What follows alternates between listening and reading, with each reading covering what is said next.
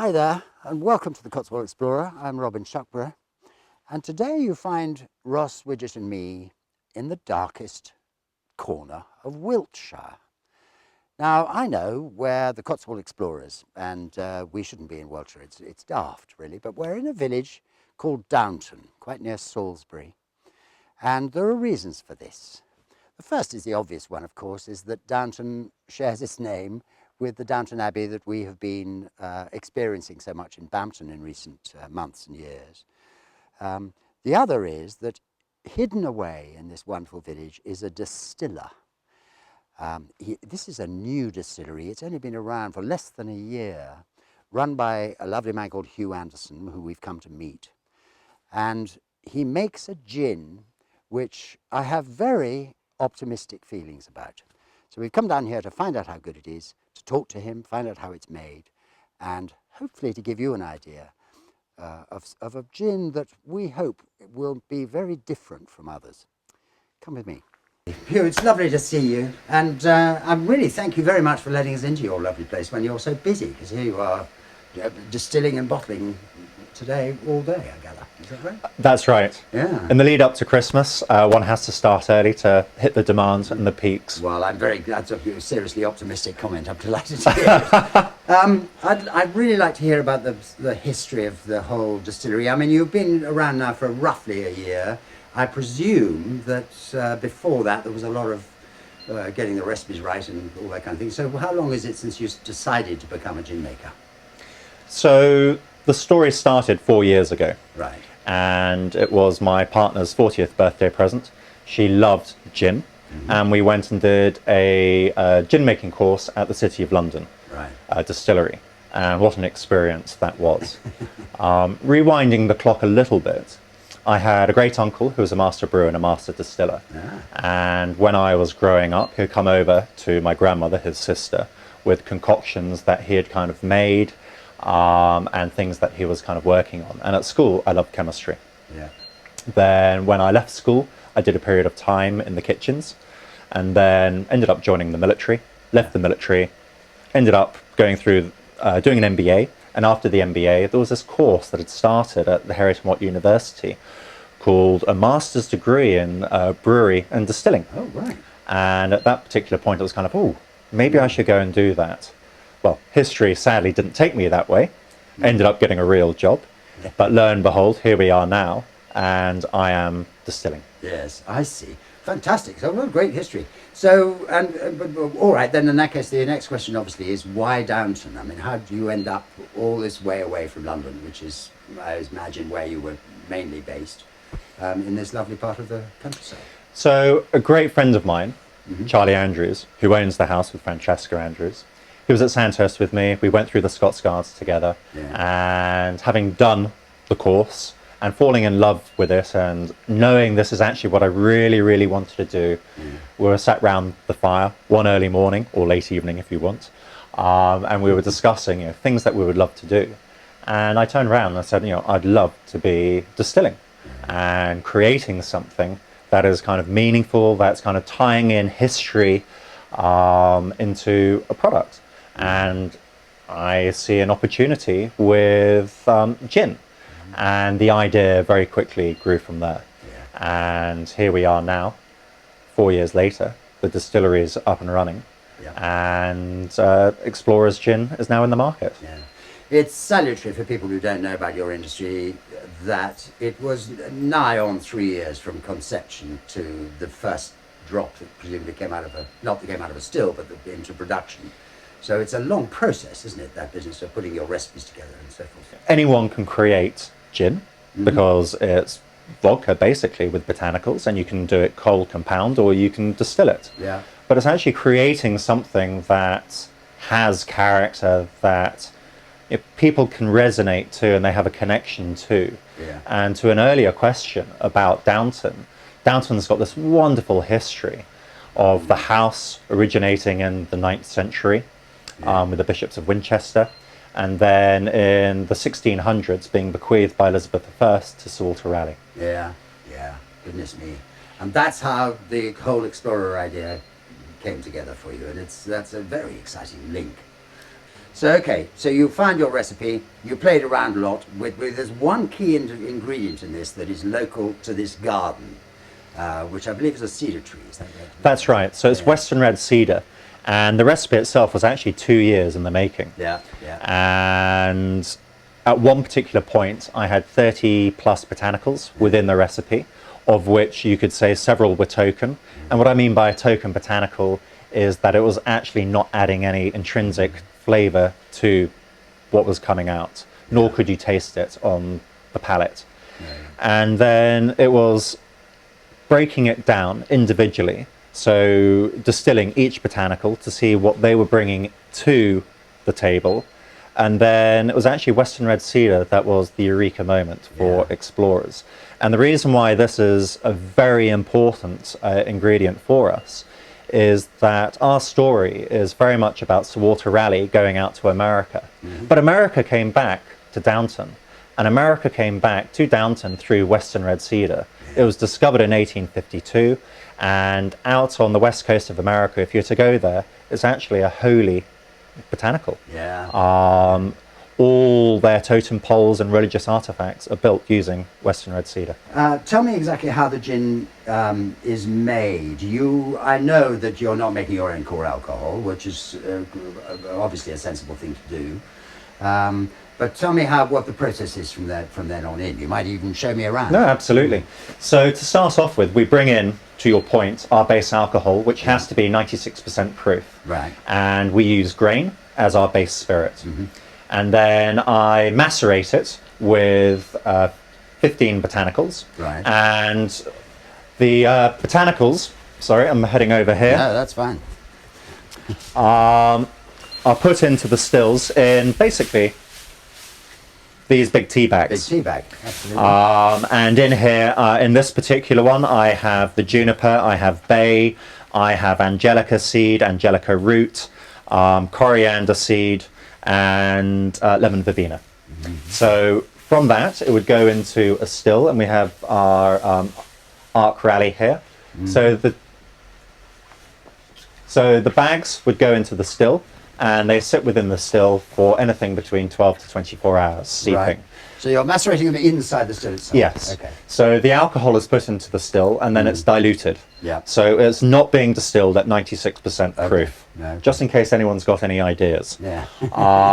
It is diluted down to distilling strength, and for me that's between 40-45%. Okay. So the botanicals are in there steeping, and then after 24 hours, very much like a kind of a slow roast or a warm bath where you're kind of relaxing, the still's put on a low heat to slowly warm up to really release those oils. And then it's kind of brought up to full temperature, and then the run happens over 8 to 10 hours. Right. And we have a run going on in the background at the moment.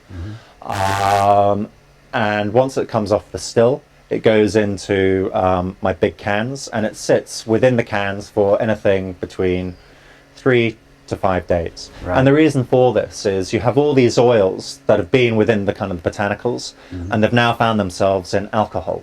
And they've gone through this massive transformation, and they just need time to kind of blend, relax, and settle. Yeah. And then I will dilute it to bring it down to bottling strength. And one of the key things with bottling gin is the process where you're adding water to the alcohol. It's also going through a chemical reaction, and it's going through an exothermic reaction. And if you do it too quickly, you go through something called soapification, which is basically, as it states, the creating of soap, and you end up with something you really do not want, and you do not want people drinking. So you have to be really careful at this particular point. Right. Okay. That's very interesting. It's a piece I've never heard of before. So the cutting, I believe they call it, is a process that needs to be done really with enormous care. How interesting. So at no stage are you cooking your ingredients either? So although I suppose they're getting up to boiling point in there. They are getting up to boiling point, absolutely. Yeah. So the temperature of the still will be starting from 0 or minus if it's freezing in here, and the liquid will be going up to 90 degrees. Yeah, okay. And then to start off with, it's the volatile oils that will kind of start coming off, so the light oils, and I'll be taking heads which is a tiny, tiny amount. My hearts, which is the main bulk of explorers, and then tails, which are the kind of the earthier, heavier oils, will come off towards the end. And those actually get used for another product we create called chili tails. Yeah. Okay. So there is no waste coming off our still. Yeah, that's absolutely perfect. How brilliant. There's no delay, is there, in between completing your distillation and being able to bottle it? One of the key challenges is always ensuring that you have consistency with recipe and flavour. Yeah. And it would be only too easy to put 100 litres into one of these cans and then bottle it. The problem I would then have as a distiller is that flavour could actually vary from batch to batch. Right. So what I end up doing is putting my runs, so the latest batches, will end up in the speedle tank behind you. This one here. This one here. And this will hold up to 950 litres. Yeah. And this ensures that there is consistency within flavour. So everything will go through there, it blends. Again, it has time to relax and breathe and settle. Yeah. And then as I batch, I will then draw off the tank, ready for bottling. Yes, I see. Okay. Brilliant. Into these magnificent bottles, which I understand come from Italy. Is that right? Yes, so Urban Bruni are partners in the creation of the bottle. And the bottle itself is made out in Italy. It's been decorated over here in the United Kingdom. Oh, okay. And the bottle is telling the history of the house and also Sir Walter Raleigh's journey out to America. So we have on the bottle 1584, and 1584 relates to the year he's given a warrant by Elizabeth I to go out and explore and settle the New World, which is now America, and where he landed is Virginia. Yeah. We have the Old Rose Compass, which is our logo. And the Old Rose Compass is what they used to navigate the high seas with, and what Sir Francis Drake certainly would have used as he was travelling around the world. The globe on the bottle represents the golden era of discovery, so the opening up of all these trade routes. It's got the cardinal points for the trade winds. We then have the lines, and the lines are symbolic to map navigation and celestial star navigation. Yeah. And if you were to hold the bottle up to sunlight, it's actually a two-tone blue. So it's a darker blue to a lighter blue, and it reflects the depths of the sea to the surface of the sea. Yeah. And then the final bit, and I don't have a cork on this one, but the corks also have a little compass on, and the N in Downton points north. So a good explorer is always going to find home. Okay, excellent. I like the sound of that very much indeed. Well, the next thing I'm afraid is for me to have a little taste of it of some kind, and I don't know. I'm in your hands here, but if you have a little drop of it that I can Absolutely, have a taste fantastic. of, it would be wonderful. And let's do that. There we go. Okay, fantastic. Right now, Hugh, tell me what I need to look for when I'm tasting this. I mean, obviously, I will. Oh, it's a wonderful smell. Oh, I can smell the cedar too. So on the nose, it's very, very floral. Yeah. And you're going to get the floral notes coming in from the Western red cedar. You're going to get the notes coming in from angelica seed, Right. because that's very floral, and lemon verbena, which gives it the kind of creamy, kind of grassy kind of note. Right. And also, because there's a lot of citrus in here, you'll get those citrus tones straight away. Yeah. Okay. Yes, I see. Okay, brilliant. Oh, that's a joy. Oh, cracky. That's a joy. It's full of the most wonderful things. This is, and the juniper strong as well, which is really important. That, and it doesn't always happen in gins these days. But that is absolutely. I love the sort of slightly astringent citrusiness there is about it. But I don't know which. And maybe it's this wonderful tree of yours which we've taken a shot at here. But I think that's absolutely magnificent. So on the palate, you're going to get the citrus coming out and the juniper, but you're also going to pick up the warmth, and the warmth comes in from the pink pepper and Szechuan pepper. And if you pick up any kind of minty tones from that, it's the oils from the Szechuan oxidizing on the tongue that give you a mint overtone, and it's very, very subtle. Yeah. And then you may pick up towards the end just a little kiss of aniseed, and that comes in from the fennel. Fennel. Okay. Good old fennel, which is such a backbone to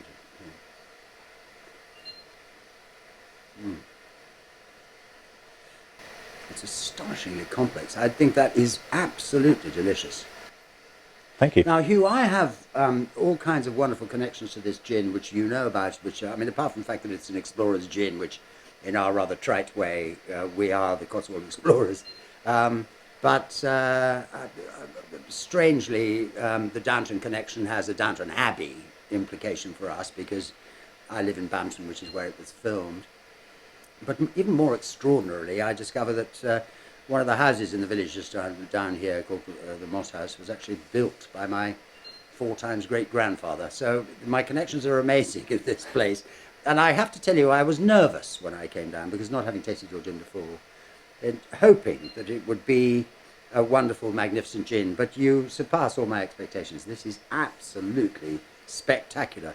But so I know your website will have all kinds of suggestions as how you drink this, the cocktails you drink it with and that kind of stuff. Can you advise me on my gin and tonic for this? Do you have a perfect serve, as they say? I'm learning myself the entire time. Right. Yeah. As customers are always coming back going, oh, have you thought of this particular cocktail, or have you thought about this? And the great thing about gin is it's yours to explore and yours to kind of find the best serve.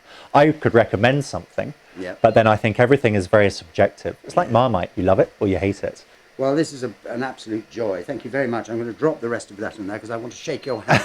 And thank you for your wonderful gin. Thank you very much. And I'm going to go away from here with some of this, and I will start using it if you will allow me in my gin talks in Absolutely, Cotswolds, love to.